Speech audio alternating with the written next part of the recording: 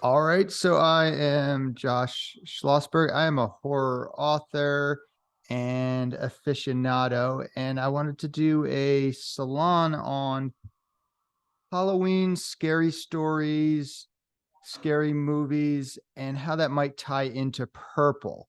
So I'm just going to talk for a few minutes about my concept around that, and then I have some questions. We can open things up to discussion. So all right, so we got scary stories, we got horror movies, we have Halloween.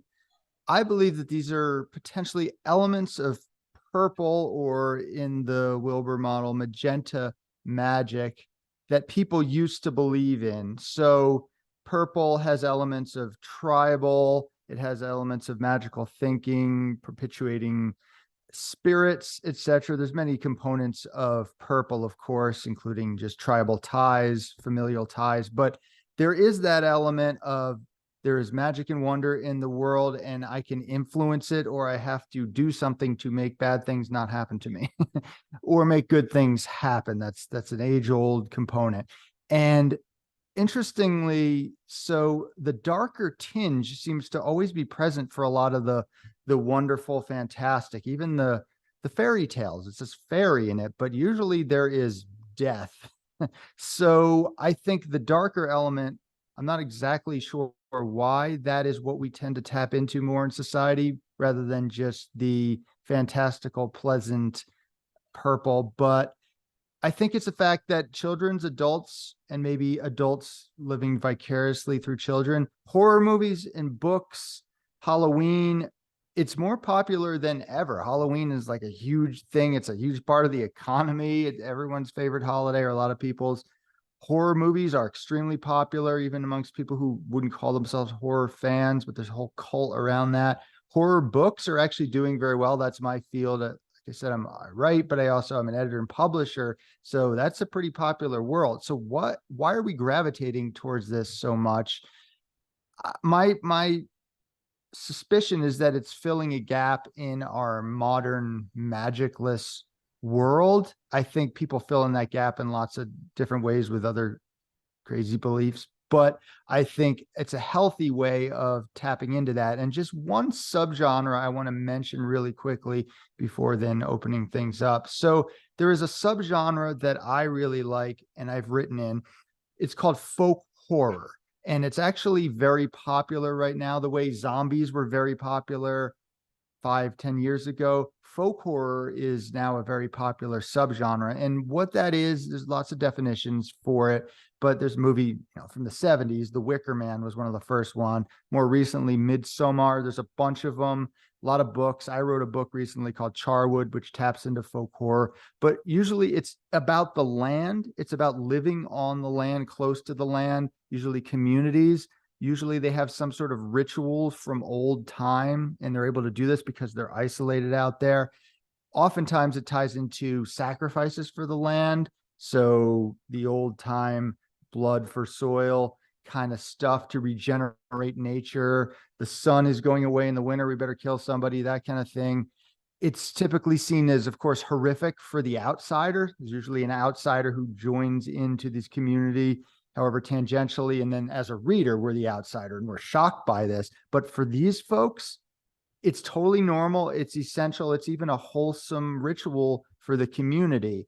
So I would say that that's definitely a purple element. And so the question I have for the group to make us into spiral dynamics and something that isn't Halloween cool is, what gap might horror, Halloween, scary stories, that sort of stuff be filling in terms of our missing purple?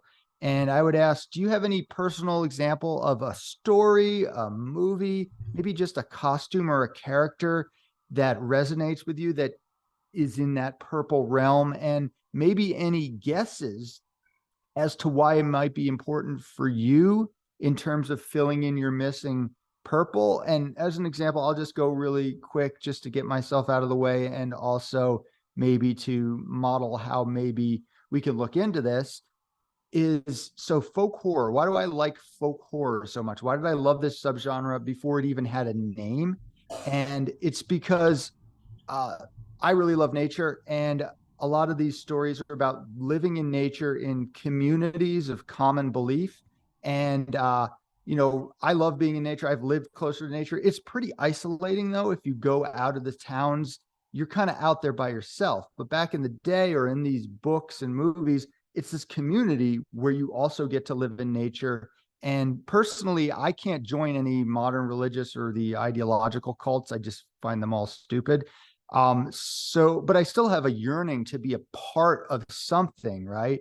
And so I'm almost envious of these people who get to live on the land in these communities together, and they can be close to nature. They can just join in on some cool stuff. And I could almost picture myself maybe supporting some of these ritual sacrifices for the land. I'm like, all right, I get that. So that, I think, is filling the gap in my missing purple. That's why I'm drawn to that. So yeah, I want to just open this up to folks. If they have any thoughts about that, if, however that works, or anything around purple, Halloween, scary stories, go ahead and raise your virtual hand, and then we'll call on you.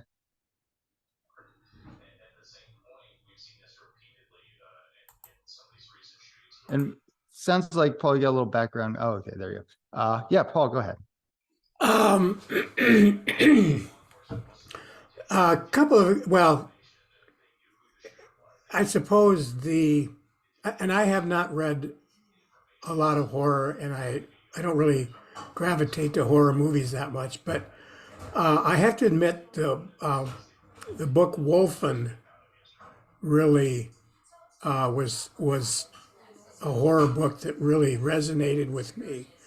And I think for those of you who are not familiar with the book, it's basically a modern werewolf story. It's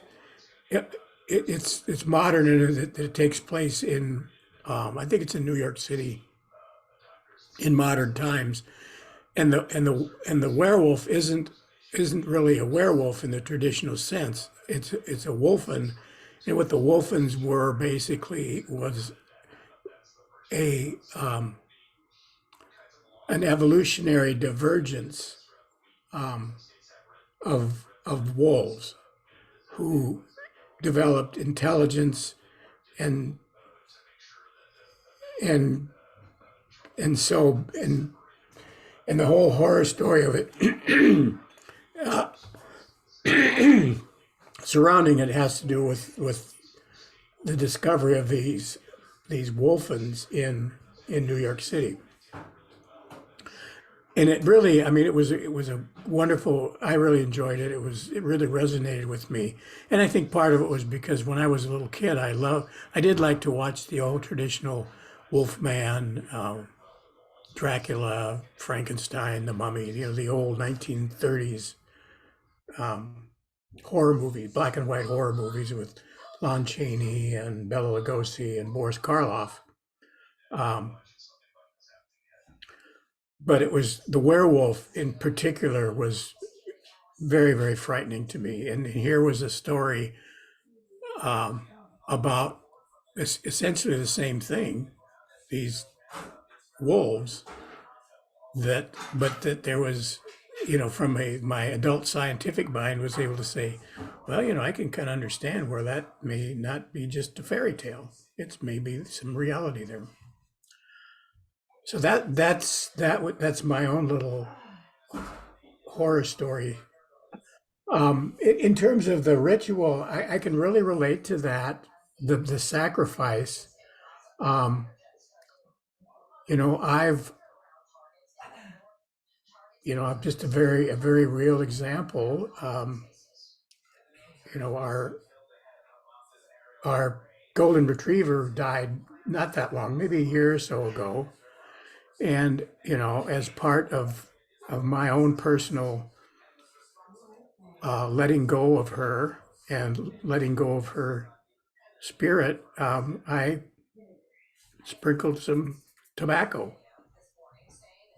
You know, so I can see the appeal of some kind of gesture, sacrificial or whatever, ceremonial, of using to nature. I can fully understand that. Very cool. Thank you for that, Paul. I guess one question I have for you is, so the wolf man stuff, and ties into dog, of course, but you said it frightened you, right? But it wasn't like, oh, that's so disturbing, I want nothing to do with it, frightening. It's, oh, that frightens me, I'm really into this. So what do you think that's about? That's a really good question. I mean, at some very basic level, um, we're emotional creatures. Even the most rational of us are deeply emotional. And it's, for me, the werewolf story um, taps into those deep emotions, that fear, that, you know, and one emotion is fear. It's true. I mean, it is. I mean, just as a sense of love and calm is an emotion, and just because we deem it to be a negative emotion doesn't mean that it's irrelevant. It doesn't mean that it can be just buried and forgotten. And we live in a world that is so far removed from um, purple that, to me, it does give an opportunity to tap into that energy at some level. Not just a peaceful. I'm communing with nature and this is wonderful, but nature is fucking horrifying. There are things that go bump in the night that you better be afraid of, and that's, to me, that's as relevant to purple as anything. And we just don't really get the opportunity or as much to tap into that fearful, horrified side of ourselves. Sure. Thanks for that, Paul.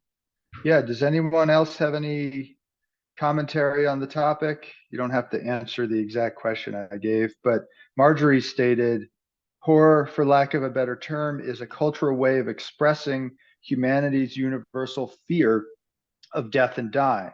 And I wouldn't doubt that. But again, why are we drawn to that? Why will we pay money to experience this? Why will we spend hours dressing up and creating a whole weird ritual parties and stuff like that? Like death and dying. Okay, aren't we spending most of our waking lives distracting ourselves and telling ourselves that death and dying isn't real? So why are we doing this? Anyone have any? Quick follow up on Paul's power of nature thing. When I first moved to Houston, we had a hurricane that the eye went right over our house, and we were pretty arrogant, and we thought that we had a new house, and in fact we didn't even lose power because it was all underground cables. But I will tell you, watching the wind drive rain through every little crack around the seals on our windows, and then coming out in the eye and seeing it all around, and seeing, you know, 10 blocks of fences flat on the ground because that's where the wind had gone through, and all the trees on the street were into the houses on the side where the wind came from, right? I mean, that was pretty awe-inspiring, right? And and we weren't even in all that much danger. I can remember as a child, uh, when there wasn't nearly as much snow removal equipment and the grid wasn't hard, watching a blizzard that put 3 feet of snow on the ground, the drifts so high that you had to keep the doors drug out because otherwise you couldn't open them. I mean, those sorts of power of nature were removed from those now, right? And maybe part of the problem is only a fool would not be afraid of them. but people no longer understand them because they haven't experienced them.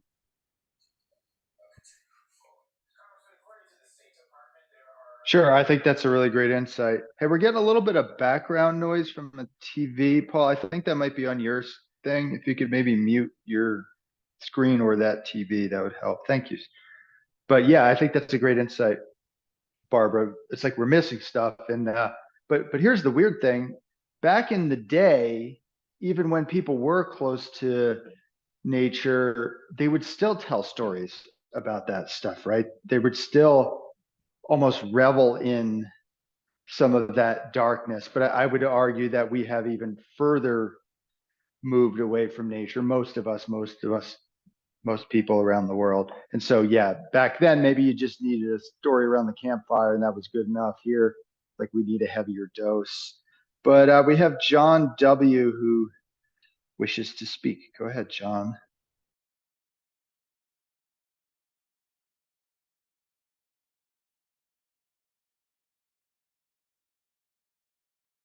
You're on mute.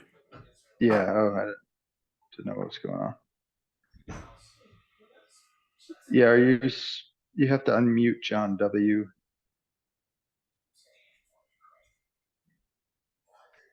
Looks like he's in a car. He's in a The bar. gremlins have taken over. This is a Halloween prank from the dark side.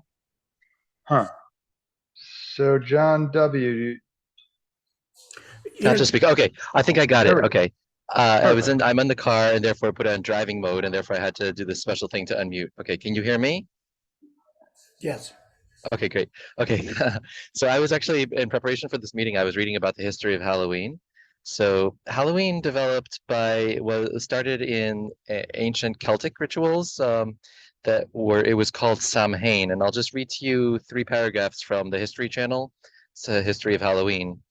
Halloween's origins date back to the ancient Celtic festival of Samhain, pronounced, oh, actually, Samhain. The Celts who lived 2,000 years ago, mostly in the area that is now Ireland, the United Kingdom, and northern France, celebrated the new year on November 1st. This day marked the end of summer and the harvest, and the beginning of the dark, cold winter, a time of year that was often associated with human death. Celts believe that on the night before the new year, the boundary between the worlds of the living and the dead became blurred. On the night of October 31st, they celebrated Samhain, when it was believed that the ghosts of the dead returned to Earth. In addition to causing trouble and damaging crops, Celts thought that the presence of the otherworldly spirits made it easier for the Druids or Celtic priests to make predictions about the future. For people entirely dependent on the volatile natural world, these prophecies were an important source of comfort during the long, dark winter. So I was just thinking about that in terms of the question of purple, and I was wondering whether there might be an element of red in this history as well, because what would a red religion be? I assumed that like a red religion or religious ritual would be one about obtaining personal power. So how is that distinguished from a purple religious ritual? So, for example, maybe worship of Caesar, which was done which is a common Roman religion, worship of the Caesar in the Roman Empire. Maybe that would have been a red type of religious festival. The Druids and the Celts were living after the agricultural revolution, so their societies weren't hunter-gatherers, they were agricultural and they had hierarchies as in red traditional societies. So if maybe Druidism is more an expression of some elements of red religion, I would like, so my questions are, what's the difference between a blue religious festival and a red religious festival, and and given that, maybe we can analyze we can figure out what the whether Halloween was that tradition in Halloween for the Druids to be able to make predictions about the future of the empowerment by having predictions, whether that is more red or coming from purple. Not blue, I meant purple. I want to directly respond to that historically. Yeah. So if you Yeah. look at what happened in with, for example, with Middle Eastern kings. In early history, the king was tied to the land, and if there was a problem, the king's blood was sacrificed to, for example, better crops, but whatever. And so the king himself, what was bound to the land, was bound to the tribe, and he could be a sacrifice. In the red version, so if you look at the story of Troy, for example, Troy sacrificed their kings. Agamemnon sacrificed his daughter for better winds. So now that's the red version. Oh yeah, we need a sacrifice, but it's sure not going to be me. So who can I find to enhance my power? And the Druids certainly were probably there. I haven't studied them enough to know. Certainly by the time the Christians destroyed Ireland, the Druid and the Irish cultures had become quite blue, but in what we would consider more of a modern orange way. You know, I also think if you look at the life conditions, right? You need something.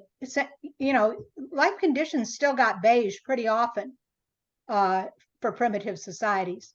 Most of us have never experienced beige ever in our lives, right? We just live cushy, pampered existences. And so purple was an attempt to control life conditions, right? Now, you know, we look at it compared to modern science and we go, yeah, right, worked well. But some of those got very violent. If you look at South American rituals, for example, tearing the hearts out of living victims as a sacrifice, and that was red. You know, it wasn't the king that was going to have his heart torn out, right? It was a captive or young women, right? Since women were also not full citizens. So the sacrifice became different at blue, right? So the Hebrews could come up with blue rules that said, well, you know, you really don't need to murder your daughter. It would be perfectly okay just to cut the throat of a dove or a sheep. So therein you see some sophistication coming through that of who gets to be made a sacrifice of, right? From me, the king, to the king's enemies or the lowly, into, you know, maybe we don't need human sacrifice at all at blue. Yeah, that's great. I want to just jump on that. And for folks who don't know, if you put your coffee cup reaction, that's our version of adding on to a point. But if you just want to make a new point, do the hand raise. So the purple versus red and Halloween. I appreciate the history of the Halloween stuff. That's definitely some cool stuff there. Really good book by Ray Bradbury called The Halloween Tree, which is a fictionalized modern-ish accounting of the history of Halloween from the perspective of a little kid on Halloween. It's pretty cool. But I think Barbara is totally right with that shift between purple and red.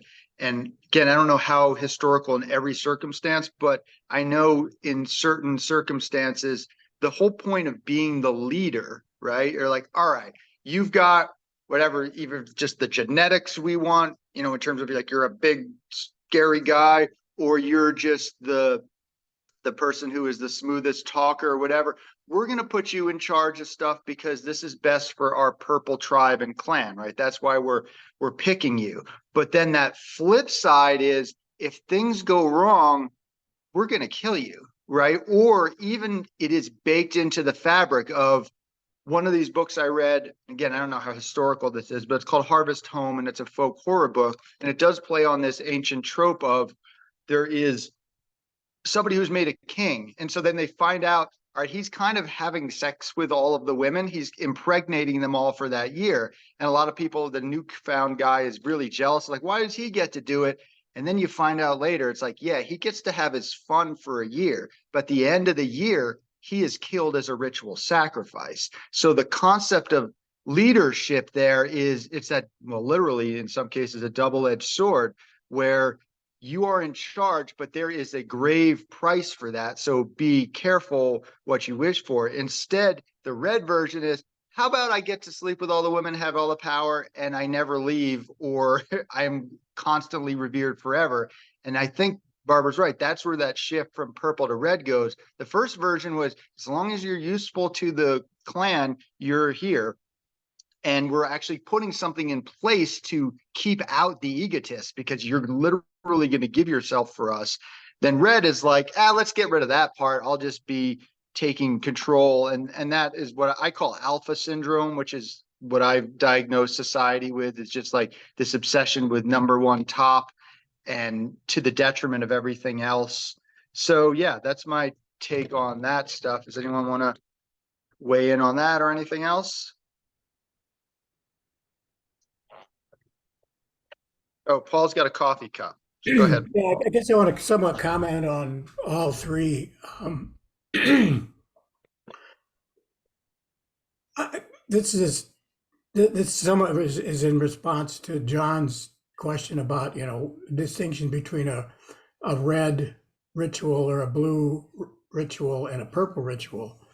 Something I always try to keep in mind when I get into a spiral dynamics mode is that there is no blue without beige, purple, and red.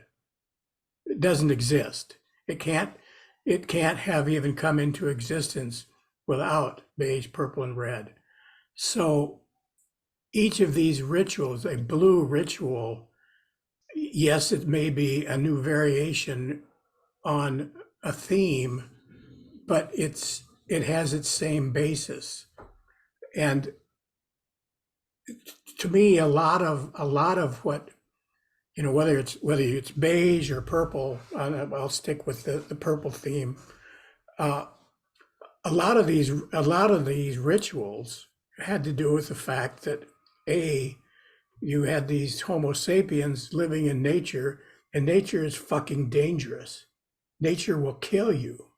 Nature will wipe you out and everybody that you love, and that generates a lot of fear. And so because there is a lack of understanding of the mechanics, the intricacies of nature, you develop purple rituals that are based around a deep misunderstanding.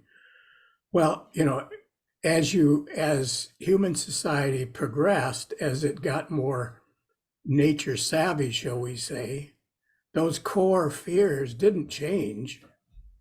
They just took on new meanings and new forms. So it's still reacting out of that same, as Marjorie said, that fear of death and dying, or just basic death of fear of physical harm to yourself.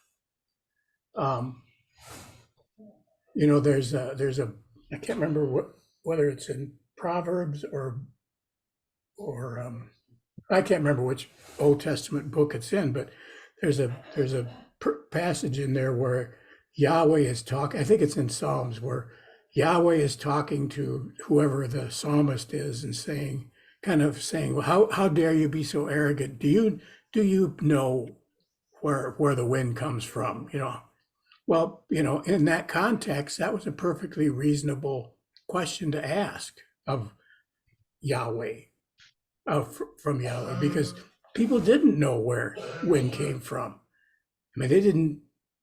Well, today we know wind is just the result of one part of a high pressure area moving into a low pressure area. How boring. No mystery there. But it's that lack of understanding of nature, if you will, that is at the core. That fear is at the core of a lot of those purple rituals.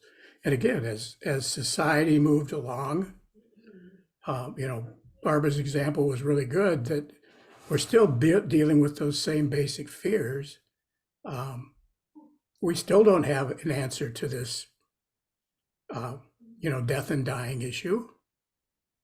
And we just are evolving new rituals, but they have their basis in some of those core characteristics that we have as human beings. Yeah, that's really great, Paul. Thank you. Anyone else want to weigh in on anything related to this topic? Tangential? Barbara, go ahead. As you can see by my background, I think current Halloween has absolutely nothing to do with purple. It's an orange phenomena, a very toxic orange phenomena. To my horror, as I was walking through the grocery store this week, in among all the Halloween candy was now Christmas candy. And, I'm an old lady, right? So I remember when Halloween stuff came out in October, and then you couldn't do any Thanksgiving stuff until November, right? And that kind of stuff. But so in this context, right, that modern Halloween and a lot of modern horror is a fabrication of very toxic orange. I've wondered where the newfound propensity for apocalyptic science fiction. So in my day, science fiction was the Enterprise, right? People to go where no man, and they meant that, could go before, right? But that humans themselves, as humans, not as superheroes, right, had the ability to solve problems, had the ability to explore the universe. And that has changed significantly in the last 20 years. And that brings out the popularity of apocalyptic science fiction and also of superhero science fiction, right? Me as an individual human hasn't a snowball's chance of solving any of the problems.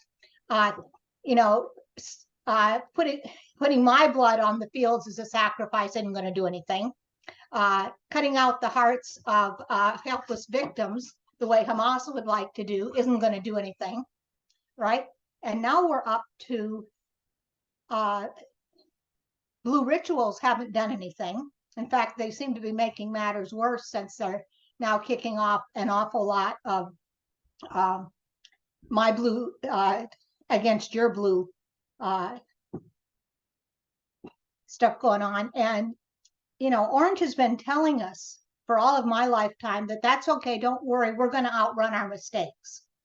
And what I'm seeing in the under 30 group is just people going, yeah, right, old folks. We're not going to outrun any of these mistakes that Orange has made.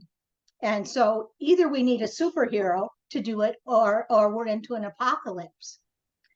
And so if that's where the zeitgeist is, then where does purple come in, right? It's Disneyland and everybody just sort of rolls their eyes because nobody's life is like that anymore. More and more people are living hand to mouth, young couples with kids. Not only couldn't you afford to take them to Disneyland, you can't even afford to buy a house for them to live in. So we've also then, Josh, you're absolutely right. We've got this upswing in popularity of horror, right? Horror movies, horror books. My 30-year-old daughter is a horror fan. And I just sort of roll my eyes. And, she hasn't been able to articulate what it is that turns her on to it. She just thinks it's cool, right? And so I'm not sure what it is. There's something neurological, right, that happens when. So think about Aztec sacrifices, Mayan sacrifices, right? They were ritual Roman Colosseum, right?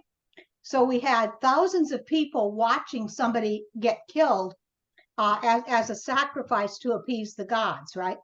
To make so those thousands of people then would feel that their lives would be made better by this, but also, there's this feeling of relief. You're not the one down getting your head chopped off or getting your heart cut out. And so there's this physiological sense of relief, better them than me, right? And I'm wondering if somehow that physiological reaction, you know, I see the chainsaw come out and get your head, but then I go home and I still have my head, and so there's some sort of neurological release that comes for people that they survived vicariously. But then you see the other side of that, and that is, you know, how many parents have had their kids see some sort of horror movie and suddenly have nightmares about it, right? So it's much more complicated than that. But I think there's something there at the neurophysiological level of I viewed this, I saw it happen to somebody else, and I survived, thank God, right? Yeah, that's definitely true. And I still think that modern Halloween is orange, although my Hispanic friends tell me that, oh no, Los Dia de los Muertos, the Day of the Dead, is real, and it's a purple ritual, although there's a little bit of blue overlaying it from the Catholic Church, but it's a basically purple indigenous ritual of getting connected to the dead. You see some of this in Chinese of getting connected to your ancestors, right? And I think somebody talked about that in the Druids, right? Of getting connected to the ancestors, to the spirit world. So there's also something there. That's not just horror, but a positive side of, you know, that maybe the dead are still there in a spiritual sense, and maybe that's a good thing, right? Yep. Yeah.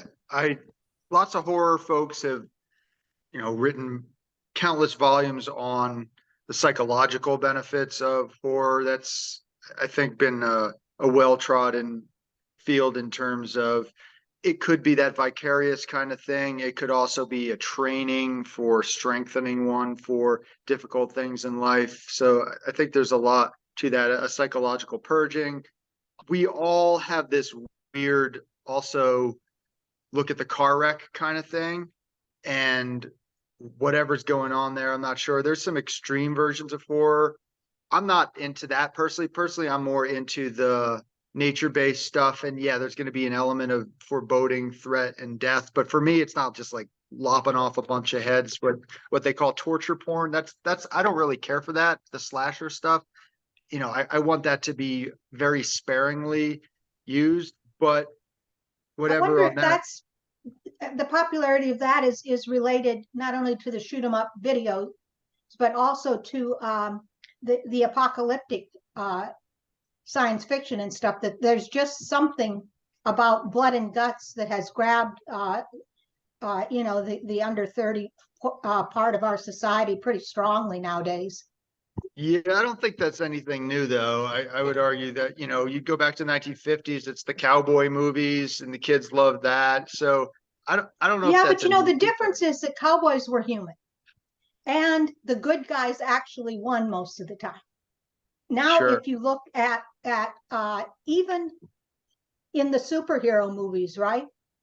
I'm not sure the good guys actually won. Is all they did is staved off the next disaster. So think about the subtle difference between that, right? Okay, we have to figure out. Oh, there's a detour. It's a subtle Just, yeah, difference, left but I here. think it's a difference between an orange informed. We can have a positive We're not impact quite on there our own yet. environment. Hey, sorry, John, John. we're We're hearing getting a you. little bit of, we're hearing your Oh, directions there. That's, Um, hope you get there, though. Yeah, no, yeah, I hear that. so there's a big difference between high noon, right? Which is basically blue orange, where ultimately you know, he gives a cowardly blue the example to stand up and say hell no, right? And what's happening with and it ends, right? and it ends well for people. And then you look at some of the newest superheroes, destroy the world ones, and it's not obvious that it's ending well for anybody, right? So we staved off the destruction of the world and until the monsters come back, and humans have nothing in this. It's all the monsters, right? And that's kind of a very subtle but real difference between what was happening in the 50s and what's happening now, Josh. Yeah, but if you look at the whole body of, say, what sci-fi, what horror fiction is, I mean, if you just look at one slice of it, that's one thing. And then superhero stuff, I mean, I think we're talking about a few different subgenre, uh, post-apocalyptic science fiction, horror film, and superhero stuff. There's some blending together, but I would actually argue that almost all the superhero stuff is like almost sickening morality play stuff. It's almost Disneyfied to it. And I would say the more positive element is that there's a little bit more uncertainty. Sometimes the bad guy is not pure evil. Sometimes the good guy is not pure good. Sometimes the endings are a little, well, maybe it's not just a Disney ending, but then there's the extreme end, like things like Saw or whatever, where it's literally just about like cutting bodies up. But that's a small percentage of really. In fact, I would argue in terms of horror fiction, that's a tiny percentage. Horror fiction and film are worlds apart. So yeah, I'm more into the horror fiction than I am horror film. But I would say for sure with the post-apocalyptic stuff, which may just be reality, or an acceptance of, or a flip side of the disgusting Disney stuff, which is so cheery, it makes you want to kill yourself and everyone in the room. So it's not necessarily, I think suppressing that shadow is not necessarily any better, but then there's an embracing of it. So I will give you that there sometimes is an embracing of the shadow, which might be a little too dark, but there is plenty of middle ground. And that's the stuff I like. For me, it's about the stuff that I write is trying to explore and deal with and accept and respond to the darkness. And maybe most of the time you get through, but sometimes you don't, and that's reality. The other criticism I would have about the Disney stuff is that, if you look at the hero's journey, it psychologically, there was a price to be paid, right? And in a lot of the Disney stuff, that price is really not very high, right? I mean, you went through a lot of scary things and all that, but there wasn't a price. And I think one of the things that all of the other versions that we just talked about have very clearly is there's a price to be paid when you go up against evil, and you're never going to be the same again. No, for sure. And I just want to say one thing about the orange, and then I want to ask folks a question. But so I would agree, no question, that orange has commandeered and sunk its claws into Halloween and all that stuff by, all these parties you have to pay money to go to, all the candy crap, all that stuff. But go look at a kid dressing up and tell me that's just orange, the excitement there. He just has some like piece of shit on his face and he's so excited. Horror authors make almost no money, and yet somehow we're all writing these stories and spending like hours every day. That ain't orange. And then there is a popularity to it. I was invited to this reading, and there was an orange element of it where it was run by a like Colorado Public Radio and this local newspaper, and they charged $10 a pop for people to get in, which, isn't very much, but yeah, there was a financial component. We each got paid $50, but there was 100 people sitting in this theater listening to us read our stories and was eating it up, cheering. They were really excited. So I don't think their interest was, they were cajoled by orange into that. If anything, it was amazing that they would pay money to come listen to people read stories. Like that's, so yes, orange is definitely a major component of it, but I would say is not the whole picture. But I would ask people I'd like other people to say something. Maybe, what's your favorite horror movie? What's your favorite scary story from being a kid any characters that you like, anything like that. I'd just love to hear from anyone who wants to say that, reveal that. You know, Josh, I'll get that. I wanted to comment on the question that you'd asked. So, I wonder, I wonder if have we really considered the biochemical component of I'll call it the terror and recovery cycle. There's, this is part of human history. This goes back, millions and millions of years. For the vast majority of hominids, and I'm not just saying Homo sapiens, but hominids' existence, there was this endless cycle of having the shit scared out of you, either escaping it or in some way realizing it's not as bad as you thought. So there's the scare the shit out of you, there's the recover, and then there's this sense of relief afterward, after you've either escaped or recovered. But that's been a cycle that is biochemically built into humanity. I mean, it's like it's no different than and that reality has not gone away. That biochemical reality is still there. Now, what's changed is that we don't live in that world any longer. We live in a very safe, comfortable, cushy life.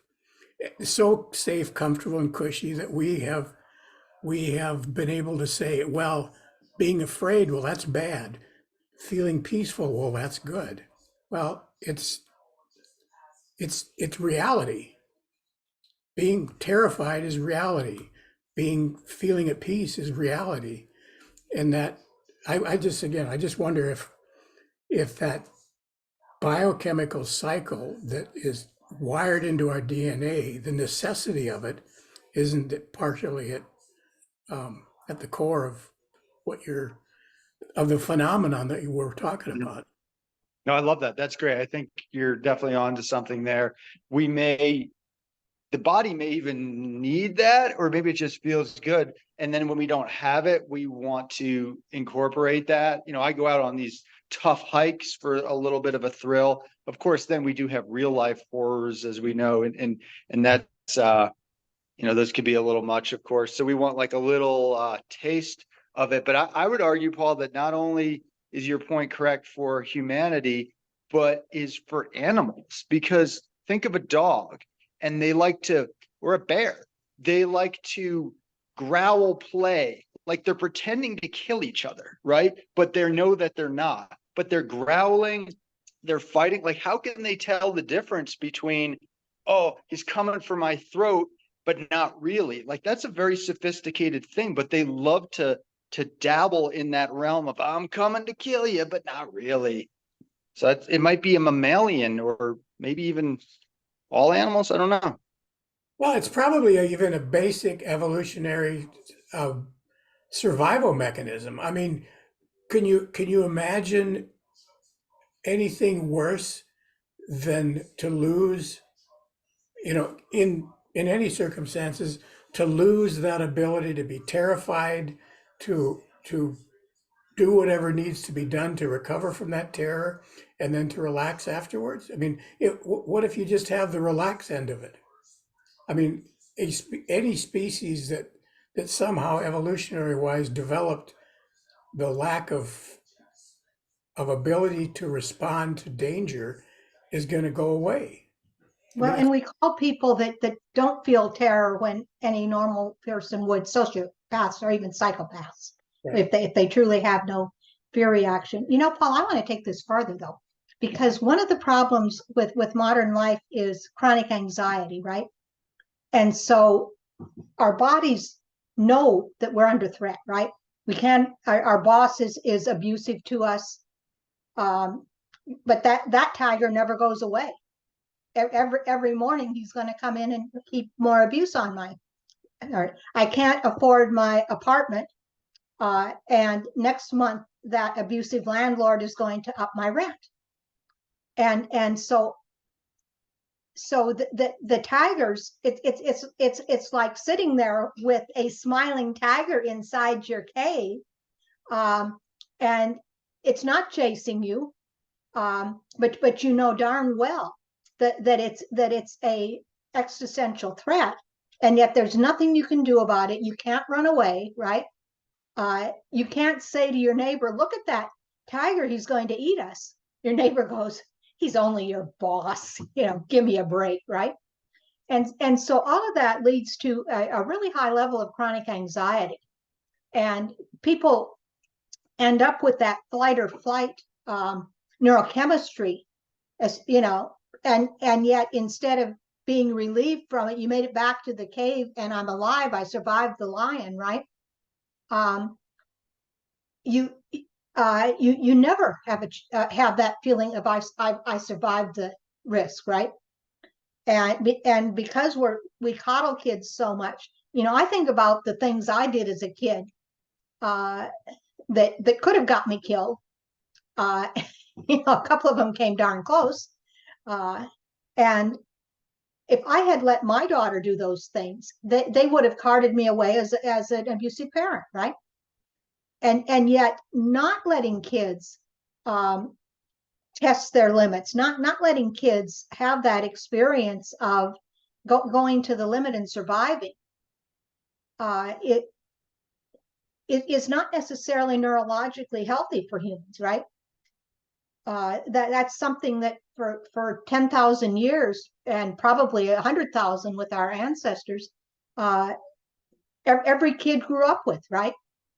Having mom or dad pull their feet off the ground, running like heck through the woods with lions behind them, right? I mean, that happened for every. I would suspect that prior to a few hundred years ago, that happened to almost every kid to have that happen to them when they were younger, and now it doesn't.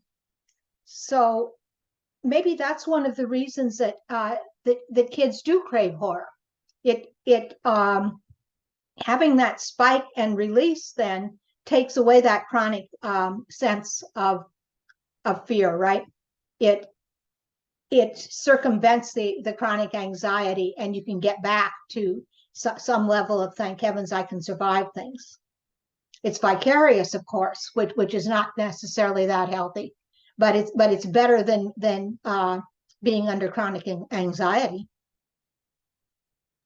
Yeah, it can be a way of, I don't want to say sublimating it, but it's almost like you have those feelings and it's like, all right, let's just go in whole hog. A guy's trying to slit my throat.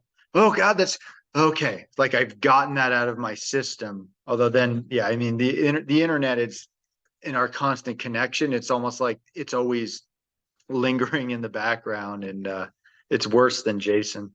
Yeah, and bullying for kids, right? It has become a fine art, and not physically, right? But psychological torture, the more feminization, and it's awful. Getting punched in the nose once is nothing compared to having 100 kids torture you psychologically on Facebook. And so those sorts of things are neurologically really debilitating. And watching a horror story, and especially one where the monsters get their own, or the monsters get killed, and normal human beings, stupid as they are,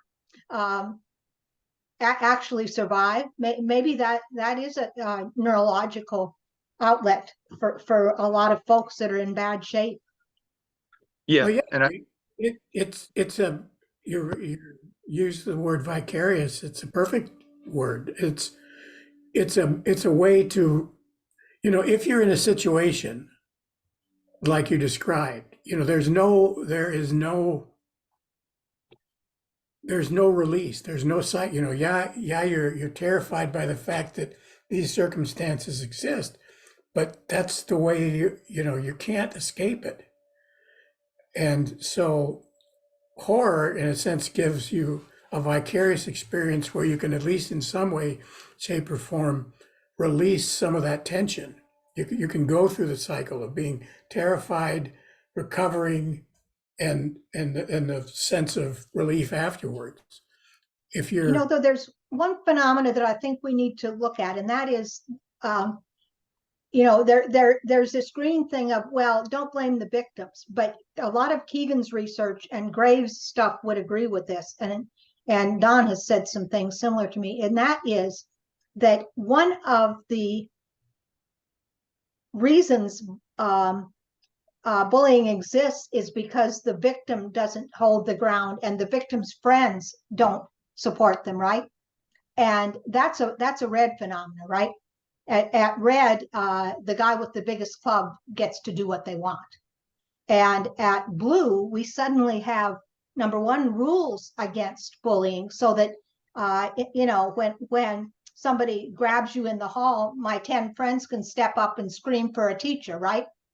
Help, we see this, you know, those sorts of things. The blue responses of there are rules against bullying and we're going to hold you to it. And even the orange response of, you know, strategies to get around bullies, because bullies, quite frankly, mostly aren't all that bright, and they're certainly not very sophisticated. It's a sick red phenomena, right? So you know, blue rules and orange strategy beats it all to heck. And you know, I know a bunch of people who said, you know, they were bullied until suddenly they realized they had this aha that they didn't need to be, you know. And when you're on the receiving end at purple red, there is no, it's one of those cognitive thoughts that you can't think, right? I mean, that's part of the issue with lower stages. There's simply ideas that even if I say to you, you know, don't react, or I say, you know, you just don't get it, right? Because there's some neurological things that have to happen before you get what somebody with solid red orange does about bullying, right? And it's very different from what happens in a purple red group of adolescents. Very different. And so, you know, in fact, one of the it's really interesting. One of the biggest things that I've seen happen, even when I was quite a bit younger, is bursting out laughing at them. You know, there's nothing worse at red than having folks make fun of you and it stands, right?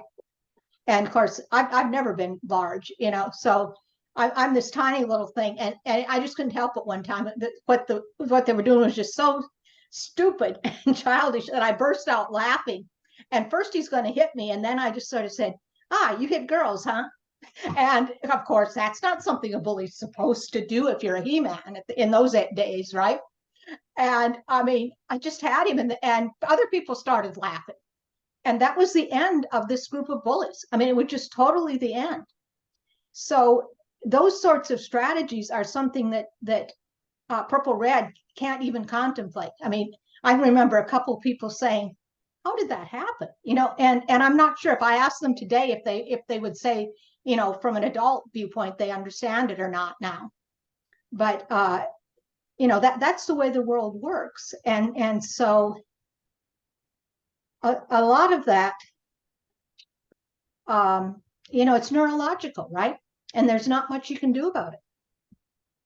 Sure. So I'll have a comment on the bully thing, and then I want to see if I can engage some other folks. But the new phenomenon of bullying, at least in the internet world, and this is something I've experienced, is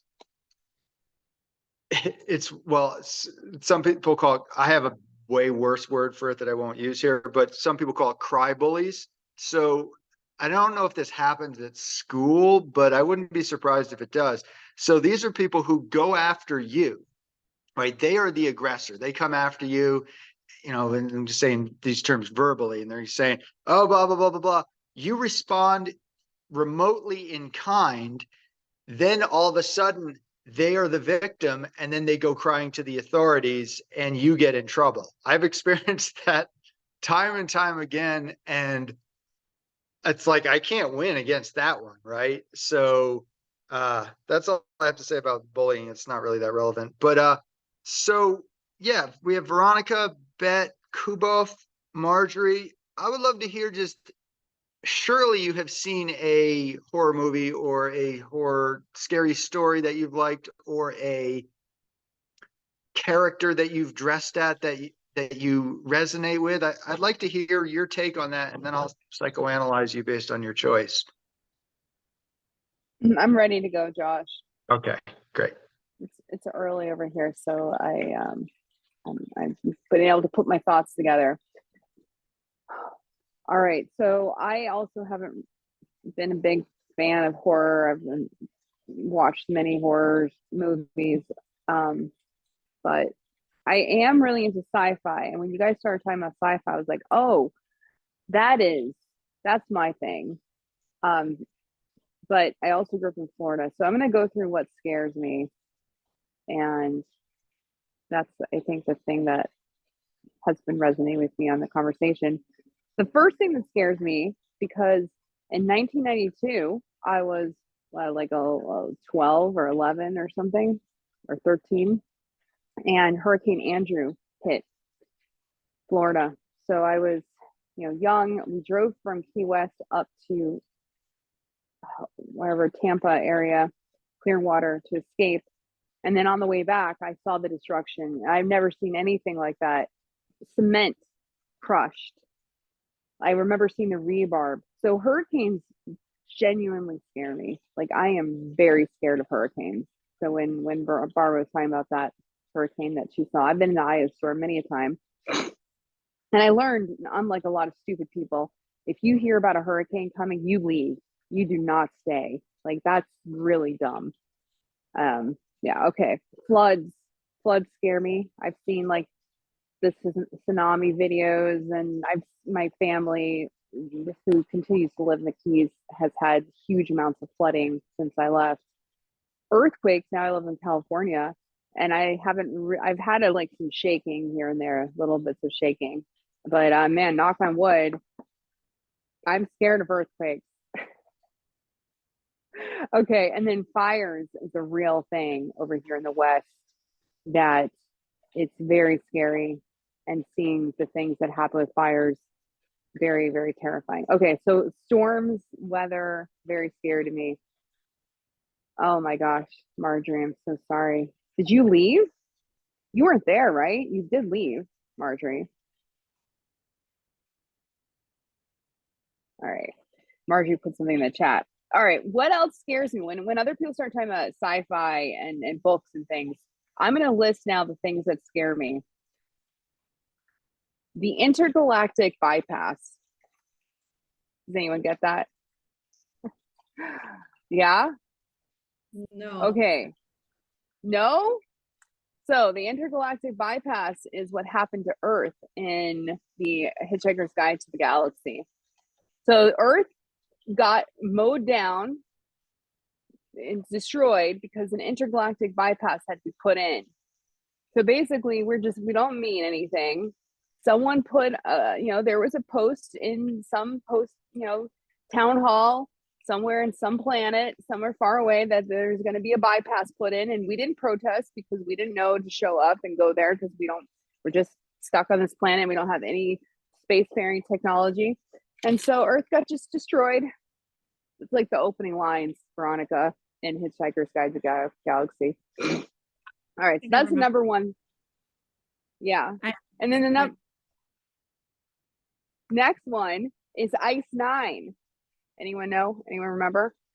Ice 9? You guys all talked a lot already, so I'm like taking my time here. Okay, so Ice 9 is from Vonnegut's book, Cat's Cradle. It's basically a stand-in for anything humans do that's just so stupid that we kill ourselves. Like, we're just too stupid, and we build something and then we destroy all life. So Ice 9 is like a contagious ice particle that anything it touches turns into ice. It's so dumb. Anyways, Ice 9 is a real, like, something I'm worried about. The next one is from Aliens, 3-body problem, the dark forest. Anybody out there? No? You guys all need to read the 3-body problem series. It's amazing. But anyways, the second book is called The Dark Forest. And the idea of this one is that there's aliens out there and they're looking for life. because if they see a life, it knows, they know there's resources there. And so they'll come in just like we do when with all indigenous people, we go in and we steal their resources and wipe them out. So the dark forest is basically the reason why we don't see life out there is because they're smart and they're not showing themselves. And we're stupid because we're just broadcasting all of our stuff out into space. So the aliens will come eventually and steal our planet from us and put us into slavery or something. All right, so that's the next one. And then the final one I'm worried about is Thanos. Some righteous person is going to be like, I'm going to wipe out half of humanity because that way, humans are a plague. I guess it's almost like the Agent Smith from the Matrix. Humans are a plague and I'm going to wipe them out. And that's going to be great. I'm going to do the snap and wipe out half. Anyways, that was a lot of sci-fi there. And I hope you guys all enjoyed that little tour through what scares me. Thank you. No, that's great. And I think, yeah, speculative fiction is fantasy, sci-fi, and horror, and more they merge together. So I think sci-fi is valid for this topic. And I think the question is, so is sci-fi has purple elements? It's almost like magic science, right? So it's purple, orange stuff. Marjorie's got something. Hi there. Yeah, but in terms of the question about Hurricane Andrew, well, Miami, Fort Lauderdale was my hometown. I grew up there. I was born and raised there and lived there for the first 60 years of my life. But yeah, we stayed. It was the hurricane was supposed to hit Broward County where I was, South Broward, but at the last minute, it made a slight turn, which made it hit down into South Dade. If it had hit where it was supposed to hit in Broward County, which would have been the Hollywood Beach area, it would have been much even more devastation than it was. But it hit down in the South Dade. So Homestead Air Force Base, for example, was completely leveled. So you can imagine the solidity of what's supposed to be an Air Force base, and it just leveled it.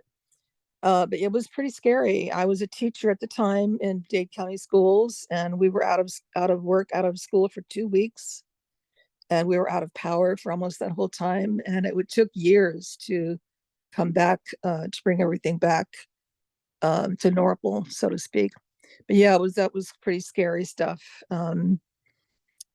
And then in terms of Halloween and Samhain, which is the sort of spiritual aspect of how I celebrate. And as a matter of fact, tonight I'm going to an event where we're going to be celebrating, honoring the ancestors, and we're going to be doing what is called a dumb supper or a silent supper. So we bring food that was the favorite foods of the ones that we have lost. And we set a table and we bring pictures of them and we eat together in silence, honoring them. And then we have a ritual with a bonfire outside and so forth tonight. So it should be really, really special. I'm looking forward to it. Yeah, that's pretty much what I've got. And I guess just in general, as far as horror stories, movies and things like that, I'm not generally inclined towards that. But it's something about this time of the year and Halloween and Samhain that is particularly meaningful to me in terms of my spirituality. So that's what I got. Great. Thank you, Marjorie. Let's go to Veronica's digital doppelganger. Okay, well, happy fall and all that. I guess fall already started. Anyway, the trees have barely started to turn brown here. We don't have the fall here doesn't feel as consequential as it does in parts of the United States where you have all this beautiful foliage. But I do think Halloween is an important ritualistic celebration, even though it's become very commercialized, and I don't really like that part. But when things get darker and taking kids to school and all of a sudden it's super dark in the mornings and we can't help having those primal, I mean, the comments I'm making are basically echoes of what other people here have said already, but they're basically echoes of confronting death, as you have all said. But you know, these seasons are so important, and darkness has always represented danger in the past. In early times of humanity, you could always, you know, something bad happens, usually happens in the dark. So all of a sudden things are getting dark, and even though we live in a modern city, we still have to get our kids up for school, and it's dark out there and it feels different. The light shifts, and that affects all of us psychologically. So I think we need some kind of ritual. So I do think it's important. In terms of what scares me, well, I was thinking more of things that scared me when I was a child specifically, and I was thinking about films. There was one movie which I don't remember what it's called, and maybe when I describe it, Josh will know which one it is. I don't remember the title. I don't remember the plot. I don't remember anything but one scene that scared me so profoundly that it's become embedded in my psyche. And it was like some people driving by a house. No, they were watching a video replay of driving by a house, and there was just this flash of light inside of a window. There was this flash of light. And it was like, as they were watching the video footage, they realized that there was a demonic force in this house just by seeing this flash of light. I can't really describe it, but it was a very subtle thing. It wasn't like this thing of realizing how, I don't know, it goes beyond scary, gory stuff. It's like profound evil in the most subtle way that you don't even know that it might be there, that it might be hiding. And I don't know if I want to say traumatized me, but it just became embedded in my psyche as a child very deeply. And there was another scene that I also don't remember what the movie was called, but it was about an earthquake in Japan. And I just remember cracks opening in the ground, people falling in, and then the earth closing again. And you could see all the people's guts like this guy, all his guts were coming out through his mouth as he was being squeezed. And like that also really traumatized me. I don't remember how old I was, probably under 10. It's those things that stay with you. But I mean, through all times, children have been exposed to horrific things. Nowadays, we're mostly exposed to horrific things, either through media or in more subtle ways through, as you guys were saying, bullying and things like that. But I think and the theme of dark versus light is in pretty much every single film and series. It's like it's the perennial battle, right? So when we deal with Halloween, we're dealing with facing the darkness, which is part of nature and it's part of our psyche.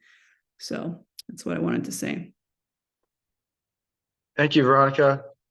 That was very disturbing, particularly the talking emoji that your face has become. But yeah, thank you for that, Veronica. Do you like my mouth? Scary. That is just It's weird. it's the demon inside Zoom, right? Well, that's my name. This is my nightmare coming true.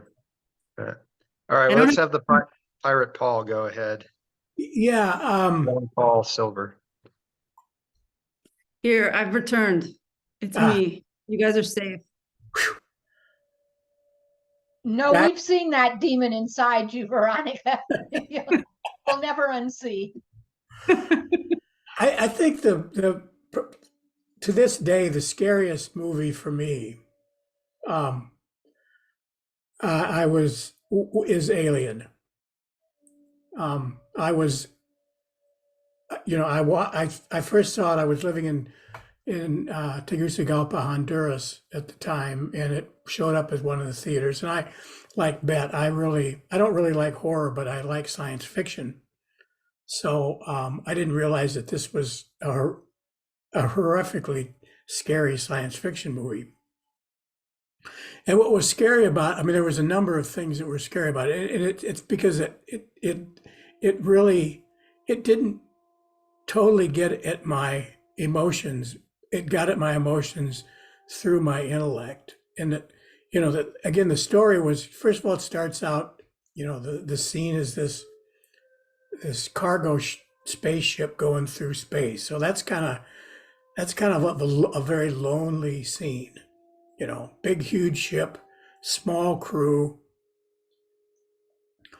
And then I won't go into the details, but then this alien gets on board in a very scary way. And it's just incredibly visually a incredibly terrifying creature. And they just about get to the point where they can figure out, okay, we can kill this. And then they find out that the blood of this thing is acid, and it starts burning through the hulls of the ship. It doesn't quite meet the outer hull, but it burns through several parts of the ship. And so they realize, well, we can't really even kill this thing, because if we kill it, this acid's going to go all over the place, and it'll burn through the outer hull, and that'll, destroy the ship. And so it was that, and that all, intellectually made perfect sense within that context.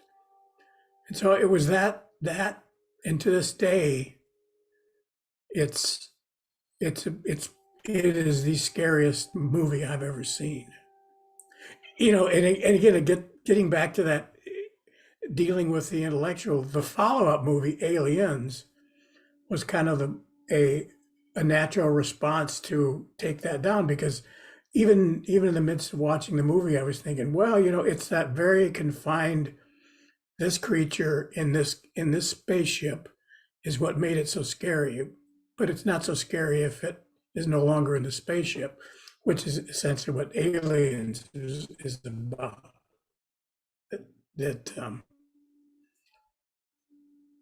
And I mean, it was a scary movie too, but that absolute sheer terror created in the movie Alien wasn't present in the second movie. Sure.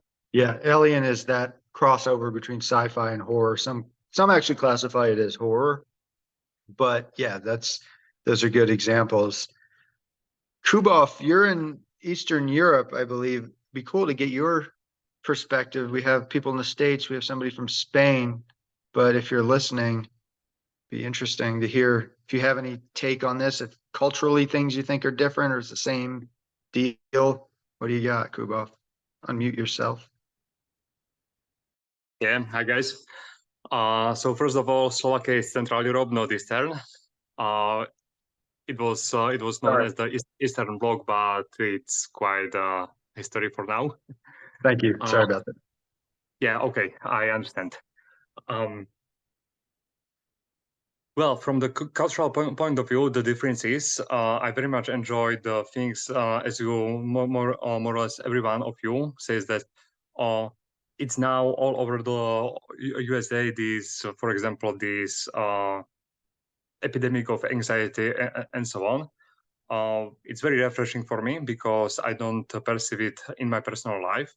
I don't see the things in this way. And I am wondering whether it's because of the real cultural differences between our countries or because my perception. Because I am not a lot into news. I am much into like, let's say, things that not necessarily are current, but like more ideas about future. So I'm really wondering whether something like this epidemic of basic anxiety is also in Slovakia and in Europe. And I also have quite a lot of friends in the Western Europe, and I see quite the differences culturally that come from the West to more East. And it's like, yeah, it's very interesting. But as I've said, some may be really cultural differences, some just my not being up to date with such things. About the things that quite scares me, there was presented the hypothesis of dark forest. So yeah, there is really scary for me, at least on the conceptual level. And what I've remarked on myself, I quite fear my agency being eliminated to a huge level. So, for example, I was discussing with some in some focus group organized by my government about some worst scenarios of the future, and I think I have made an existential dread for all of them, unfortunately, because I've said that if artificial intelligence goes rogue, the rapid extinction of humankind and all Earth-like life would be one of the best case scenarios. So extinction, the best case scenarios, because some other possibilities for me personally would be much more scarier, like when like nanobots ruled by artificial intelligence would our bodies in such way that we will still would be conscious and like incorporate it into the matter of the earth.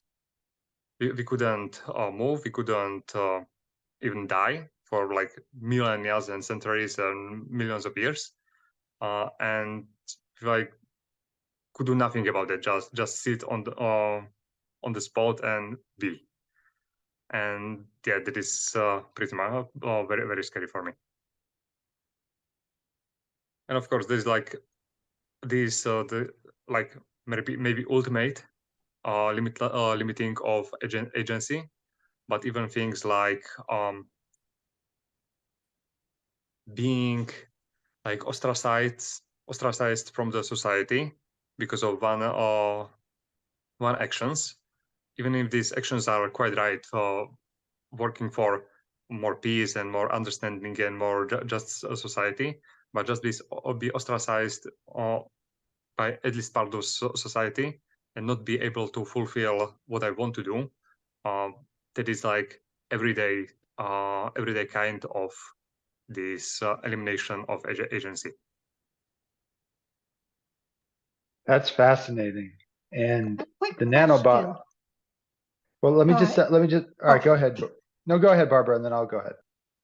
I was going to ask about the historical context, right? You're fairly young, but for people who lived through all of the Russian occupation and such, they actually experienced some horror that Americans don't even understand, right? So do you see any difference there among having experienced some pretty rough situations versus what you find further west, where people are basically in cushy lives and have been since World War II? I kind of see it, and some my little older friends definitely see it, the difference between the relationship with government and the propaganda, because of decades of being under occupation of totalitarian regime. These countries in Central and Eastern Europe very well, the people very well understand what it means when the government says something and it's evidently some propaganda or some bullshit or some whatever. And it not necessarily, we perceive that it is not so necessarily well visible on the in the Western countries. And this is usually it doesn't matter so much, but especially in the crisis, it can be quite problematic, because at least in Slovakia, I perceive this general opinion that West doesn't get the deepness of the propaganda. And could that be some of the source of your projection of loss of agency? Because in your area, folks have had that problem for a long time, right? That agency was not something that most people experienced other than as a good way, as you say, to get ostracized if you or killed if you dared to suggest something that wasn't in line with whatever political rhetoric was in. That's been going on a long time in your part of the world, that About problem with quite a agency. century. Yeah, half a century. Yeah. That's a very interesting point of view. Yeah, I haven't thought about it up until now in these terms, but yeah, it totally makes sense. I personally haven't experienced the totalitarian regime in my own life. But society that was heavily influenced by it. So the cultural influence from the society, definitely that makes a lot of sense to me.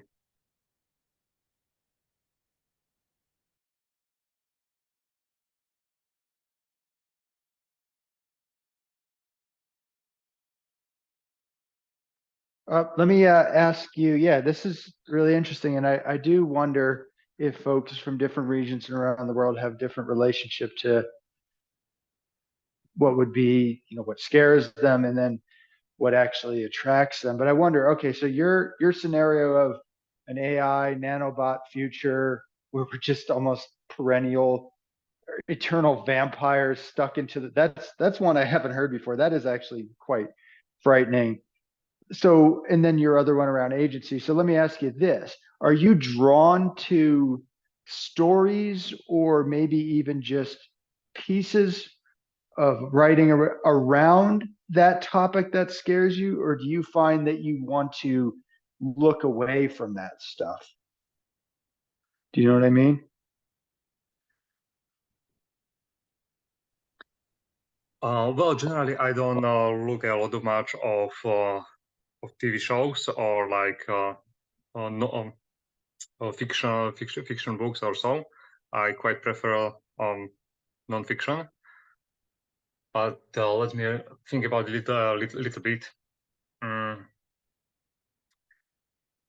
kind of drawn into the topic of like being peaceful in one place, then be invaded, and then battle to liberate one tribe, one nation. So that is thing that I like a little bit more than I would say average. So you mean you're drawn to the positive aspect of something rather than the negative aspect in terms of you're not trying to consume information or whatever that is proving your nightmares to becoming true. You're drawn to that which would be more of a peaceful, placid existence. I guess I'm not quite clear. I would use words of Elon Musk. I'm trying to I'm trying to support the future, which which make higher possibilities of the positive outcome. And on the other hand, there are some situations when I am drawn into the things that usually I would have angst about. I would fear. For example, this loss of agency. And yeah, it can in control environment, it can be quite funny.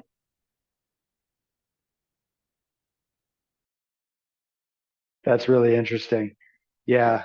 So you're not much of a story guy. I know some people like that who aren't really that into the story stuff, and that's fine. But one of the things I was wanted to comment on tangentially is how a lot of women seem to really be into the murder show stuff.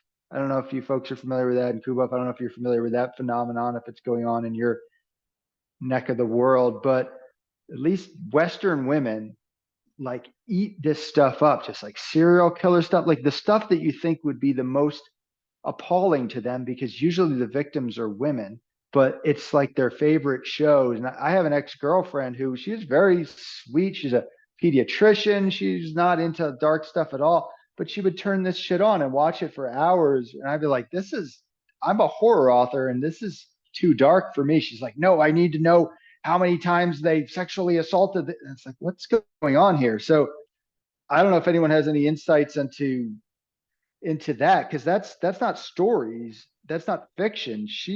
That's like that's nonfiction. I don't know. What do you think, Bet? I think I'm obsessed with cults, like cults that catch you and then you end up getting branded.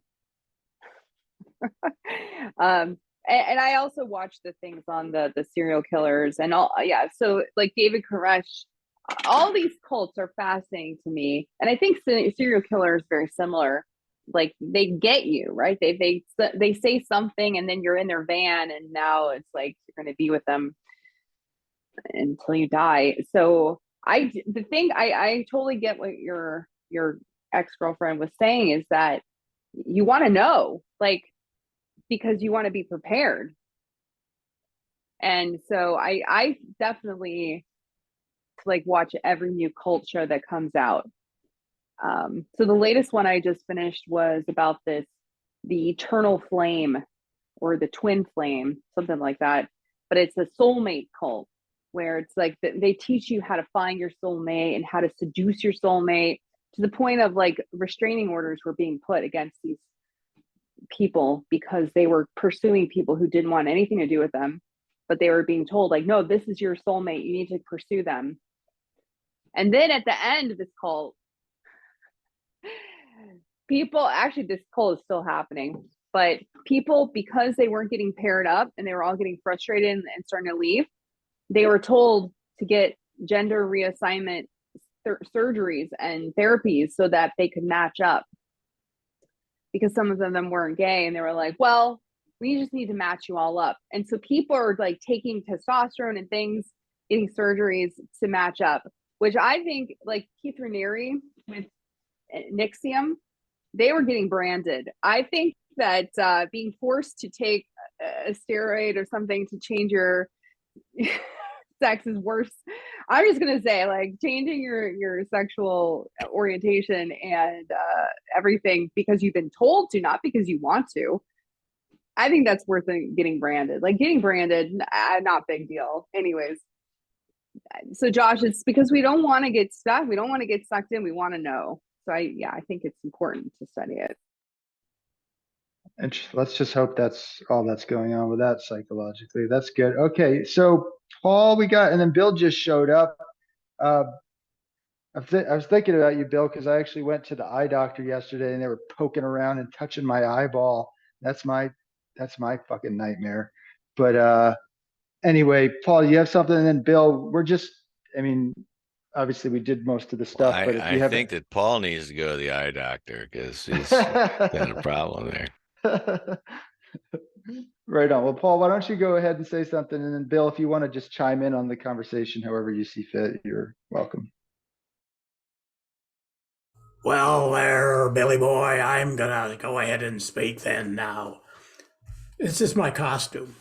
Somebody suggested we should wear costumes. Well, I'm too lazy to do that. So, I guess I wanted to comment on a couple things. One, I appreciate what Kuoff said about he doesn't tend to watch this stuff, and I'm very similar. I very much gravitate in terms of books that I read, fiction books that I read, and movies that I watch.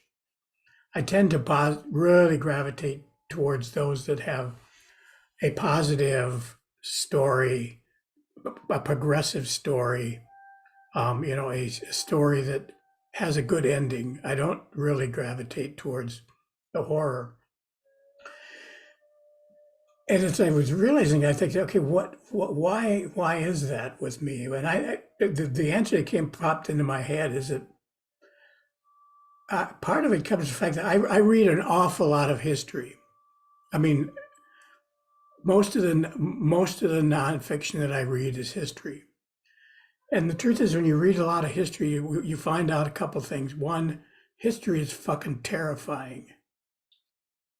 A lot of, all the bad shit we see going on, it ain't no new thing.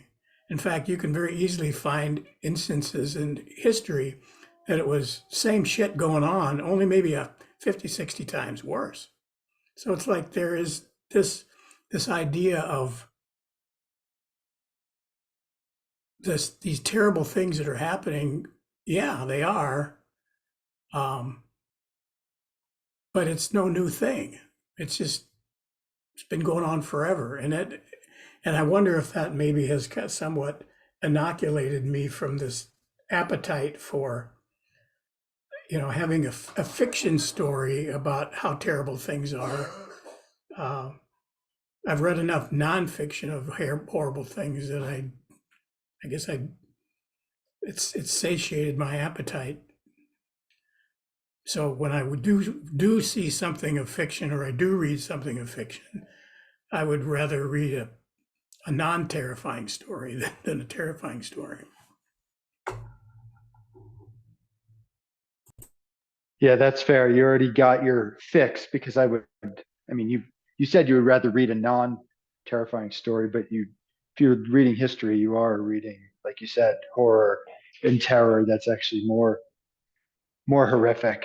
But I don't know, Bill, do you have any takes on Halloween? Obviously, you wouldn't know all the stuff that we talked about before, but do you have the question I was asking people, do you have any scary story or horror film or book or even character or costume that resonates with you? I guess Barbara has something she wants to say related to Paul. So why don't we do that, Barbara, and then we'll get you in there, Bill, if you have anything.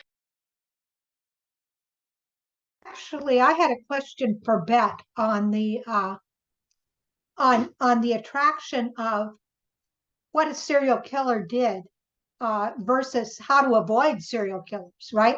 So it seems to me that women don't have a very good radar for psychopaths, right? And they do seem to be sucked in at a higher percentage than men do. Although, if you get into the business world, it's probably the other way around, right? But those people don't murder you; they just simply suck you into their corruption cult, right? So is there anything out there, Beth, about avoiding, or is it all about getting wrapped up into what they actually did versus figuring out how to recognize them and keep away from them? Well, I'm more interested in the cult stuff and also the scammers like Madoff. Right. So the scam, but I see it all as holes in your spiral, which, I know I'm supposed to write that book and I haven't yet, but I think people have these holes in purple. They're looking for someone, and it could be a serial killer or a cult or a scammer. That's like, I have a filling for that hole. Come on in. Like this twin flame thing is all about like finding your soulmate. And I think it's so attractive. Right. And so each of these different, like Madoff was saying, you don't have any risk. You just step right in. You will never have any risk. Always guarantee returns. And people turn off their thinking brain. They need that security. And so I don't really care about what happened after they got captured. I'm more interested in why did they say yes? Why did they get? Yeah, why did they sign the contract? Yeah, that was sort of my question. Why did they say yes? And I'll tell you at the blue orange level, then you get the megachurch cults like Joel Osteen in Houston. They bought the old Rockets Coliseum and they fill it 2 or 3 times on a Sunday. But it's all a prosperity gospel, right? I'm going to make you rich, but it's I don't see a lot of purple belonging there. It's a more of an orange, a blue orange thing where we can all support each other in becoming rich, famous, powerful, and it's certainly cultish. Barbara, do you think there's a tinge of purple in the sense of the magical thinking element of it? Not there. Well, yeah, and I even see that in Southern Baptists too. Like, I know there were parents who wouldn't let their kids see Harry Potter, and one of them was a parent of my daughter's friend, and I said to her, "Well, now wait a minute. You're telling me you don't believe in evil?" well, of course we believe in evil, right? This is a Baptist, right? So I said, well, this is a basic story about teaching kids to stand up and fight against evil wherever they see it, right? And why would that be? Well, it has a witch in it. It doesn't matter where the evil comes from. And by golly, she let me take her kid to see Harry Potter. But you're right. There is something, yeah, that underlying magical, right? I mean, do you believe in witches? Well, no, we don't want to expose our kids to witches because they might believe in witches if I did. Really? Yeah, I mean, that to me, that magical thinking that takes place in, in those mega churches, There's another thing too, and that is that churches used to really provide community, Paul. right. I know yours didn't so much. The fire and brimstone gospels tended to be a little less loving, but where I grew up, churches provided a lot of community. Yeah. And a lot of that was purple. I mean, churches took care of kids. Yeah. And I know in our church we didn't have any bullies in the Sunday school. It was nipped in the mud by a really solid blue, right?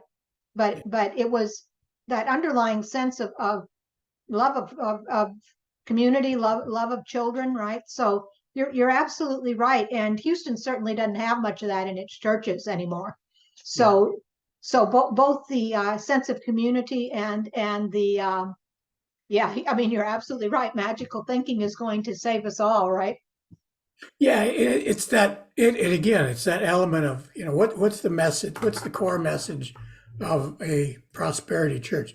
I mean, yes, there there is certainly the sense of community is certainly there. I mean, if you're in this Coliseum with 10,000 other people, it's hard to not feel a little bit of a sense of community.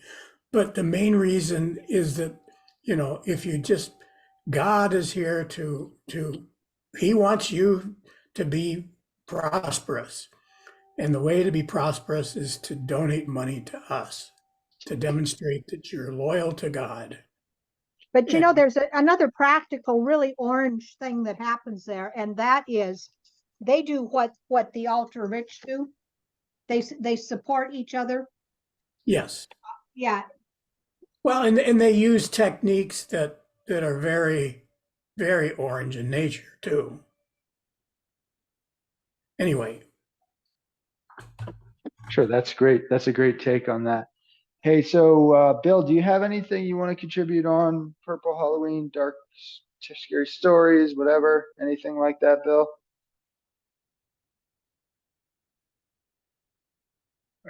If you're talking, we can't hear you, Bill. Bill, you're on mute. Or he might be having a different conversation. I don't know. Do you have anything, Bill?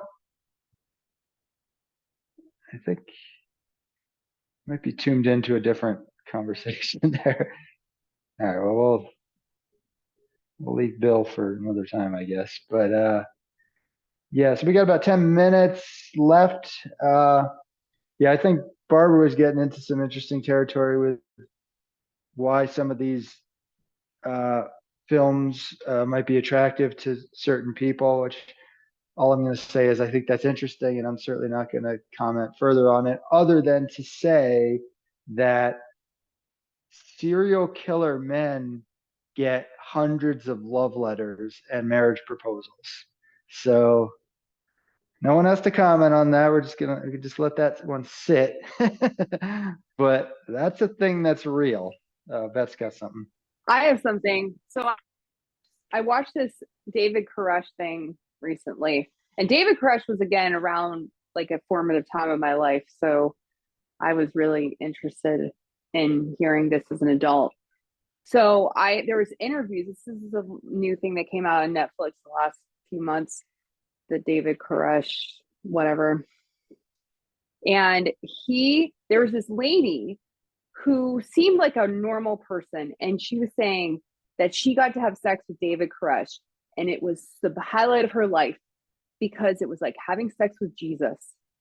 And it was the first time I ever could understand why any of these people in these cults have sex with these leaders. Like I just am like horrified about that. And she was just like, it was like the best thing of my life, and they killed him, and that's over now.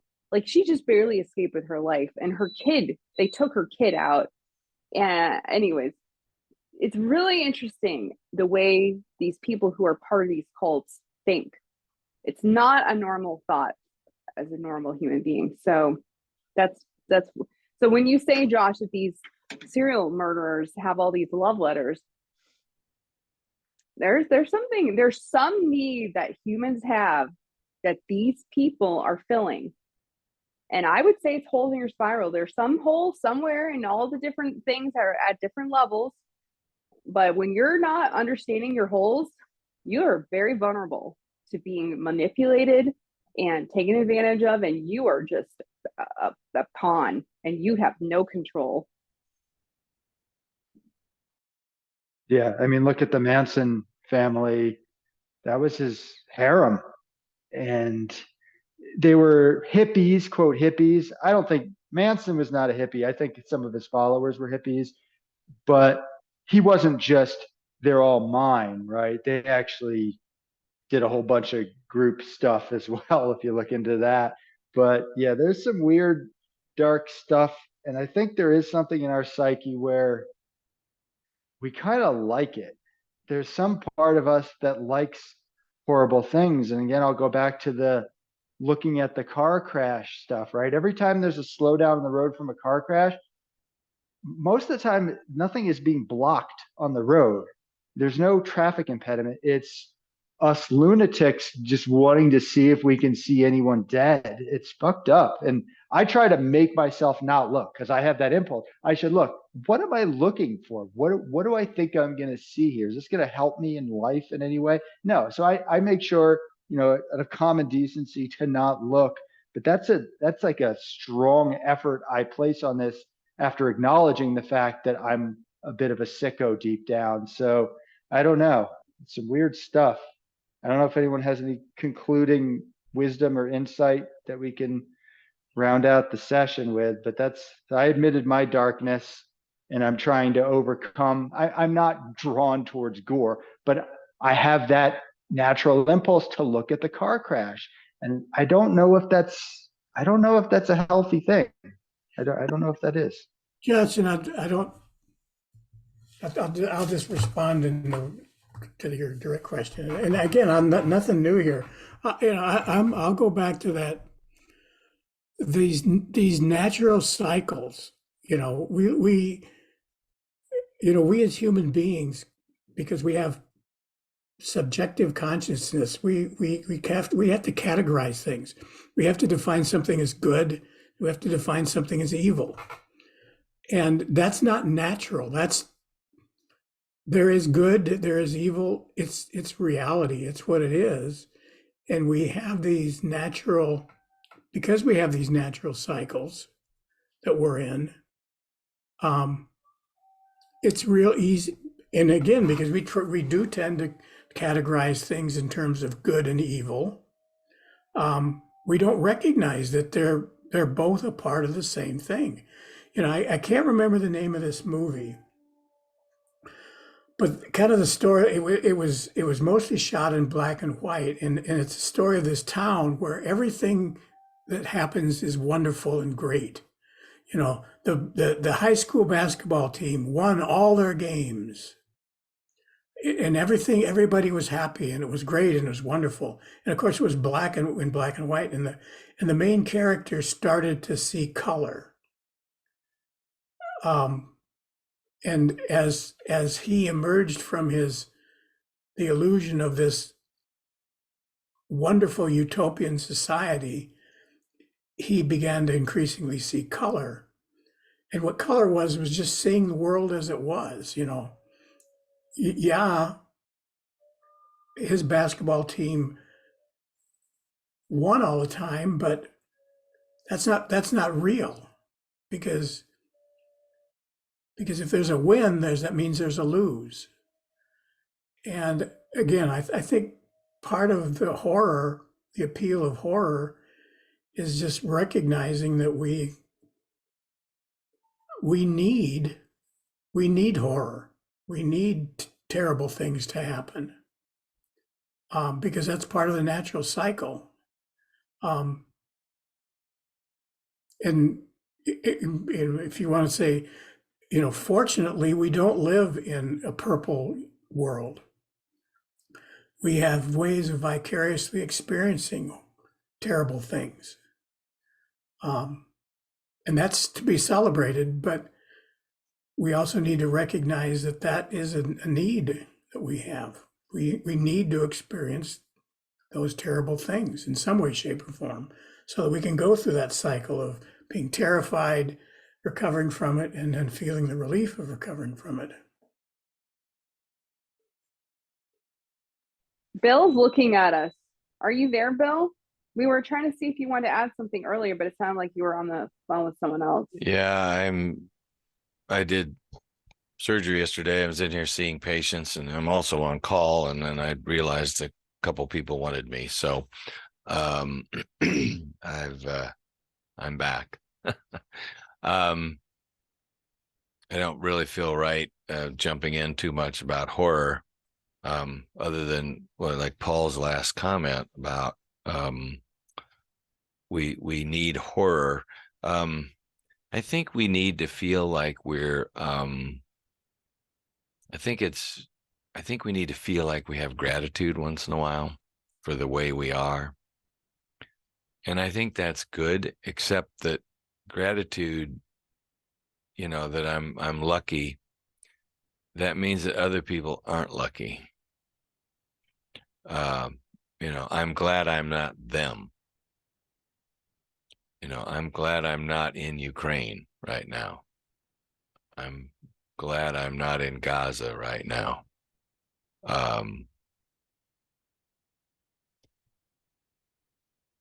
So yeah, I mean, there is horror out there, right?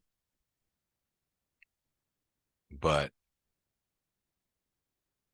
I don't know how I feel about that. That is it that we need it because we need to feel good about ourselves because we're not them? You know what I mean? Yeah, I think that's a provocative take. I think that may be true. I would argue that might not be the whole picture, but I would say that may be part of the picture. And maybe if we develop our empathy to a higher level, I would say maybe that is an element of empathy, caring about what's happening to people and not, I'm not there. Wow, that sucks. Maybe I can help. But the idea of utilizing that as a way of, okay, phew, I'm not them. That's separate. I'll just go back to my happy life and forget about that. Maybe that's where that starts going off the rails, and just using it as spectacle to feel good about oneself. That might be a dark element. Well, I was just down in Florida, and I was watching the girls qualify for the LPGA golf tour. And, I'm a golfer, so it's really fun watching these young people play golf. And the stress involved and the competition. I mean, this is an intense deal. But then you think, in the grand scheme of things, people are getting shot up in Ukraine, and Hamas is murdering people in Israel, and we're over here just wondering whether I'm going to make this putt or not. The irony of humanity. How long can we live in this world where other stuff's happening over there, but it doesn't really affect us? When is some president going to come in and say, we need to support Ukraine. We all agree we need to support Ukraine, and everybody's going to have $1,000 taken out of their paycheck next week.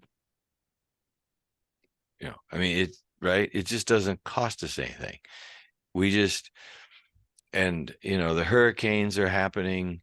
and aid is going in, and we just keep writing checks for all these disasters, and no one is really accountable for anything. And, you know, one day it's going to blow up, right? It has to. And you realize that like some of the news gave as much coverage to the playoffs. No, they gave more coverage to the playoffs and World Series games than they did for the hurricane damage in Mexico. Much more time. And Right. and it's like, whoa, you know? We I mean, that was a we Cat turn 5. on It the was TV. unbelievable. Right. Yeah. We turn on the TV and it's CNN and Hamas and they're going to invade Gaza, and this is horrible, right? I mean, this world. And then you turn on the football game on Saturday and it's Penn State versus Ohio State, and it's a big deal, and other games, and not one mention of any of this social problem. We just live in this different world. Yeah. And Well, you know, again, I think that spiral dynamics does speak to that. So at some level, I mean, the core of the model is that change, yes, change does happen, but it happens because of two things. The first thing is that life conditions change. In other words, and I'm sometimes, I wish they'd chosen a little more horrifying way of describing it. Life conditions. That's, you know, the life conditions they're talking about that really bring about the change are horrific. You know, it's not just some, you know, little psychological niggle here. There's horrific things that surround those life condition changes.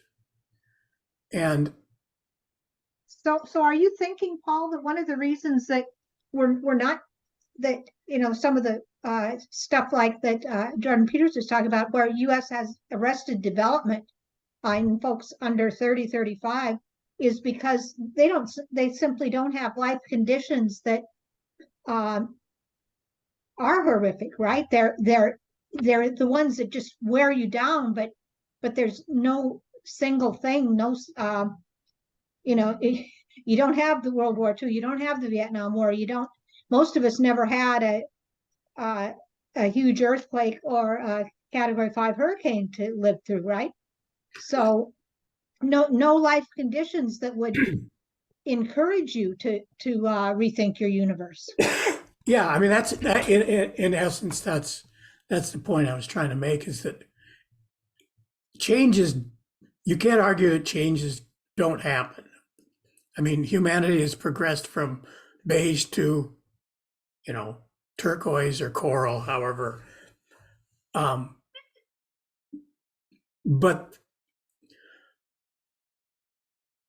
you know, will planet Earth recover from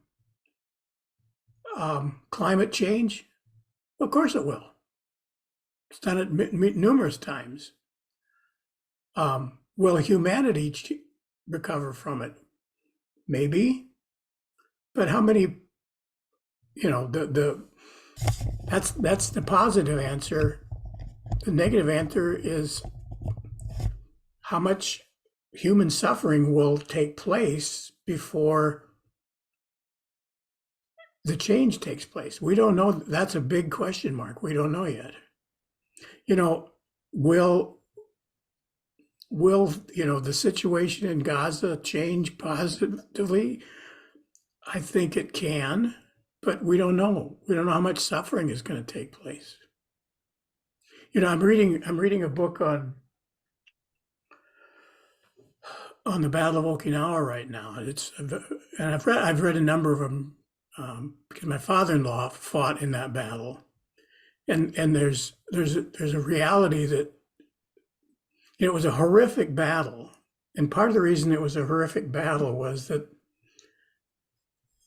you know, the Americans had incredibly superior firepower, you know, but the Japanese had caves,